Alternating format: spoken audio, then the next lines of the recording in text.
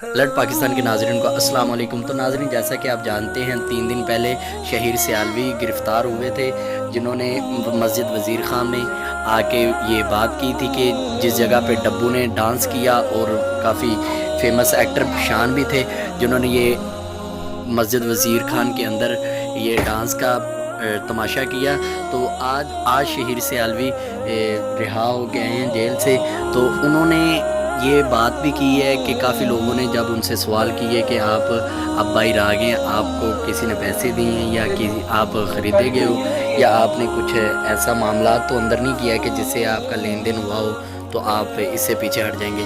तो शहीर सियालवी ने ये भी कह दिया है कि अल्हम्दुलिल्लाह हम बिकने वाले नहीं हैं, क्योंकि हम अल्हम्दुलिल्लाह अपनी जान हथेली पर लेके निकले हैं। तो हम ख़त्म नबूवत पर पूरा पहरा देंगे इंशाअल्लाह। इन्होंने ये ख़ुद बात की है।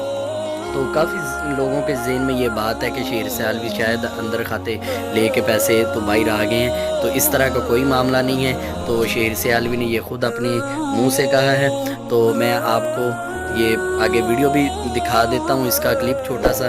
तो आप वीडियो को लाइक कर दें और चैनल को सब्सक्राइब कर दें, ताकि आप भी हर आने वाली न्यू वीडियो से फ़ायदा उठा सकें। शहीर सियालवी ने नाज़रीन ये भी कह दिया है कि मैं इंशाल्लाह इससे पीछे नहीं हटूँगा जब तक ये उसका फ़ैसला नहीं करेंगे। तो इंशाल्लाह हम इधर मस्जिद वज़ीर ख़ान के बाहर ही बैठे हैं, तो जिसने जो करना है वो कर ले। इंशाल्लाह हमें किसी बात का डर नहीं है। शहीर सियालवी ने जिस वजह से वो गिरफ़्तार हुए थे, पुलिस ने इस वजह से आपको गिरफ़्तार किया था कि कोरोना की वजह से, कि आपने कोरोना के मुतल्लक आपको पता भी है कि इतने मामलात ख़राब हैं, तो आप फिर भी इतना मजमा इकट्ठा करके इधर वो दे रहे हैं धरना।